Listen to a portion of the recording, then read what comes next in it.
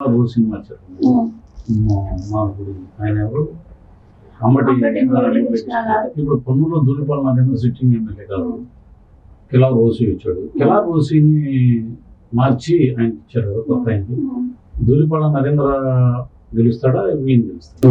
దాదాపు 8 సీట్ల దాకా మార్చారు.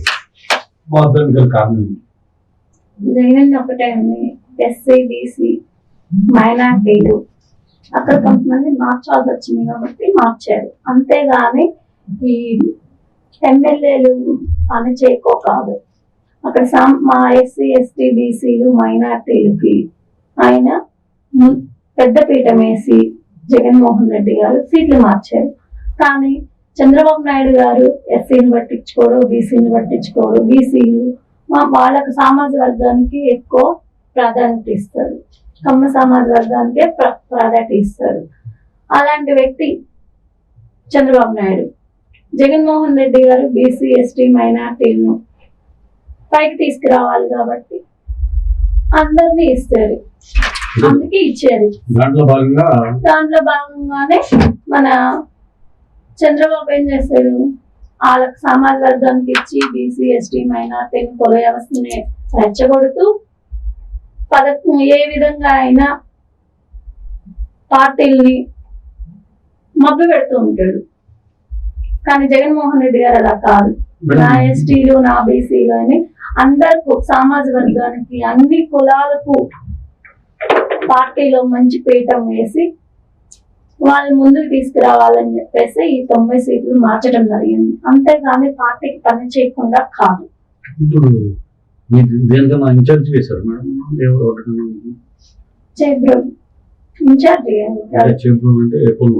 కొత్తరెడ్డిపాలెం అనేది అంటే పొన్నూరు నియోజకవర్గం పరిశీలకులుగా చేశారు. కానీ మీరు పార్టీకి పొన్నూరులో కిలా సినిమా మాగుడి ఆయన ఎవరు అమ్మటి ఇప్పుడు పొన్నులో దూలిపాల నరేంద్ర సిట్టింగ్ ఎమ్మెల్యే కాదు, కిలా రోసి వచ్చాడు. కిలా రోసిని మార్చి ఆయన ఇచ్చారు కొత్త ఆయనకి. దూలిపాల నరేంద్ర గెలుస్తాడా, ఈయన గెలుస్తాడు? ఎలా అంటే దూలిపాల నరేంద్ర 25 సంవత్సరాల నుంచి ఏ గ్రామంకి వెళ్ళినా నేను చింతలపూడిలో మీటింగ్ వెళ్ళిందండి. చింతలపూడిలో కనీసం తాగడానికి వాటర్ కానీ లేవు, డ్రైనేజీలు లేవు. ఆయన ఇల్లు తప్ప చుట్టూ రోడ్డు ఇప్పటికీ ఉంది. మేమేపించాం ఇలా రోడ్డు గారు వచ్చిన తర్వాత రోడ్లు వేపించారు.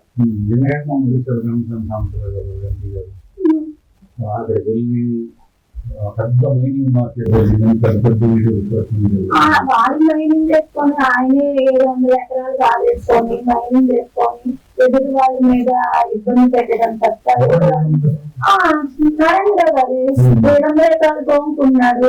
పక్కా ప్రూఫ్లు కూడా చూపించాము, ఎమ్మెల్యే గారు చూపించాడు. ఆ రోజు పక్కా ప్రూఫ్లతో సహా ఆ రోజు ఏం మాట్లాడలేకపోయాడు. ఆ నరేంద్ర గారు దోస్తున్నారు, పక్కన పాలు వెళ్ళి ఆయన హాస్పిటల్ పెట్టించుకున్నారు.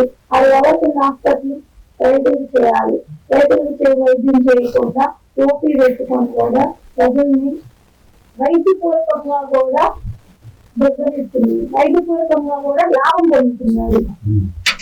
అంటే నీచంగా సంపాదిస్తున్న నరేంద్ర దగ్గర డెవలప్మెంట్ అంటారా, కిలారోసి గారు ప్రతిదీ డెవలప్ చేశారు.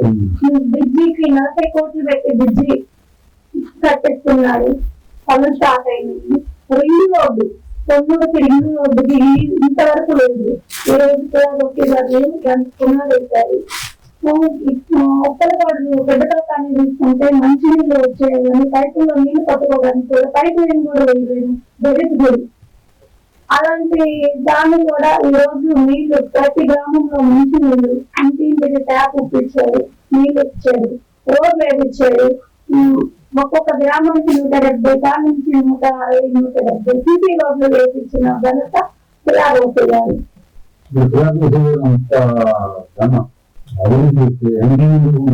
అవునండి, గత నియోజకవర్గం చేశారు కిలారోసి గారు. కొన్నారు పార్లమెంట్కి వస్తే 7 నియోజకవర్గాలు డెవలప్ చేయండి చెప్పి పంపించారు. పొలాన్ని రోజు తీసాడు నాకు సీరియస్ అంటున్నాడు మారుతున్నాడు అవునండి, ప్రజల్ని ఏదో విధంగా ఒక డైరెక్ట్ చేయాలి. అది తప్ప ప్రజల్ని ఏదో విధంగా డైరెక్ట్ చేస్తే ఆలోచనలో పడుతుంది కదా. దానికోసం ఇలా సోషల్ మీడియాలో ఫేక్ న్యూస్ పెట్టుకోవడం తప్ప నిజంగా అలాంటి మాటలు లేదు. తెలుగుదేశానికి ఎన్నికలో పోయింటే అసలు కరెక్ట్ ఆన్సర్ కాదండి. రానే రావాలి మరొక